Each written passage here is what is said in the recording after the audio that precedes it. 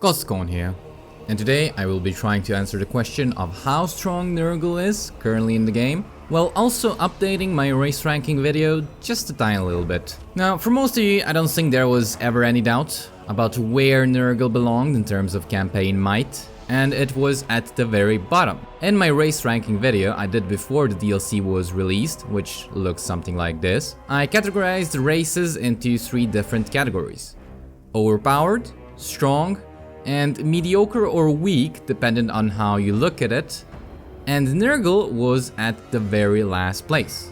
I have also added the Changeling as a different race to Kairos, just because they don't play similarly at all, and people kept insisting that Tzeentch was much stronger than I put them. So just to clarify, I think Kairos is very weak and Changeling is very strong, but they're not the same race. Now, I put the Changeling as number 2, as basically he is just a cheat code, but I still find him to be weaker than Skarbrand, which I find funny, as not even cheats can stand up to the might of Khorne. The reason why Nurgle was a horrible race is because you couldn't gain any traction or momentum in your campaigns. The longer you played, the weaker you got.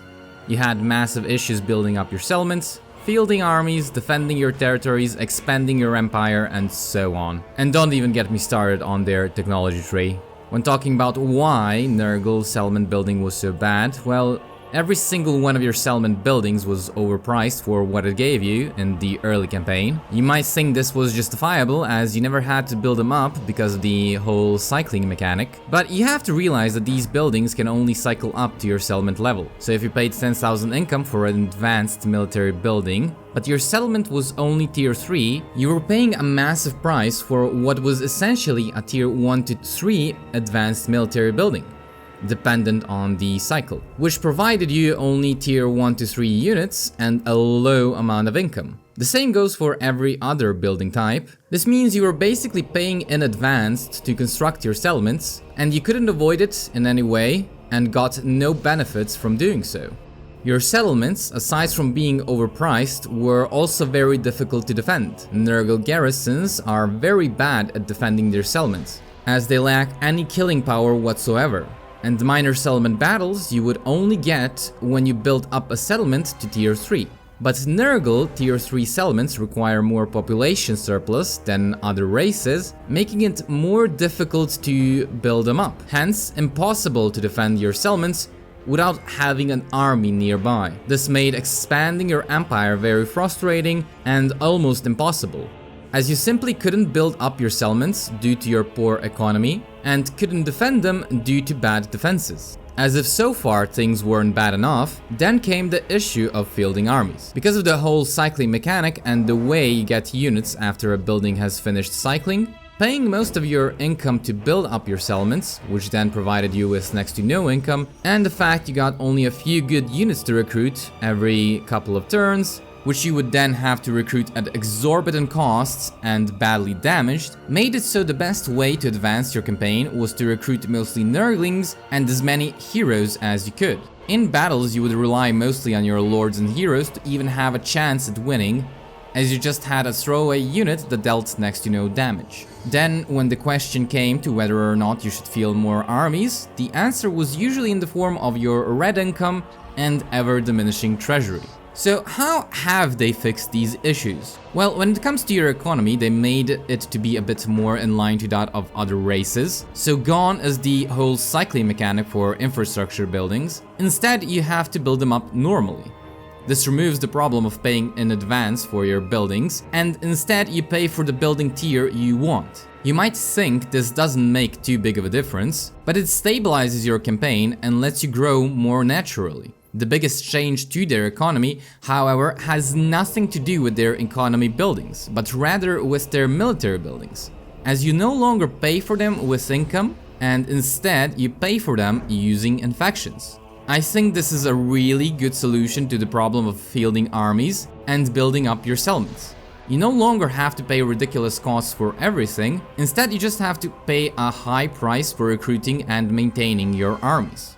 Building up settlements is easier and more satisfying, as I don't feel as though I will go bankrupt if I try and upgrade my settlement to the next tier or just get one more military building.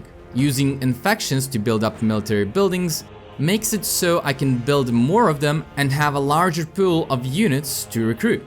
You now also are able to construct defenses in your settlements, making it easier to defend your territory.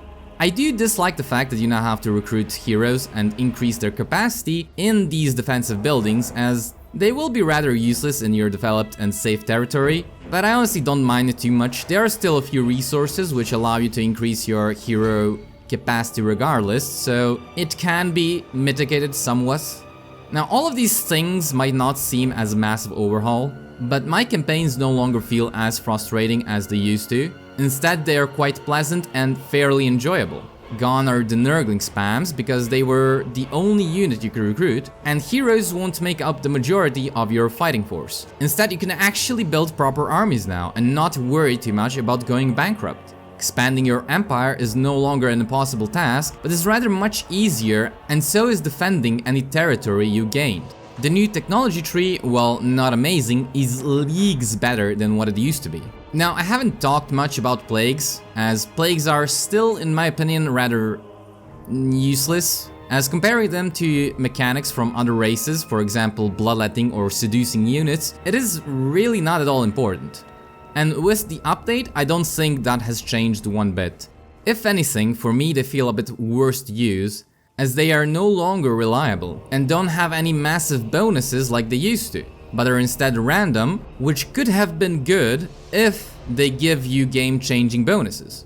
However, while useful, the bonuses are completely negligible, and you could just play an entire Nurgle campaign without ever using plagues and not feel the difference. Honestly, like the idea of epidemias though, where you could get different faction bonuses dependent on the number of plagues spread to enemy armies and territory. And if they gave this to every single Nurgle faction, made it a bit stronger and more interesting, I think the problem of plagues being negligible would be fixed. Overall, the difference in Nurgle now to how it used to be is night and day.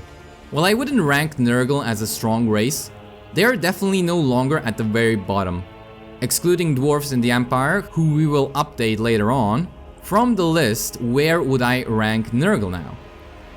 Well, I think they shoot up all the way past the Wood Elves, and maybe you could make an argument that they could be a bit stronger than Bretonnia, but I think Bretonnia is ahead of Nurgle still. Now, these new changes help Nurgle an insane amount, as they overhaul the way Nurgle plays, and ultimately, in my opinion, succeed in making the campaign more fun and enjoyable.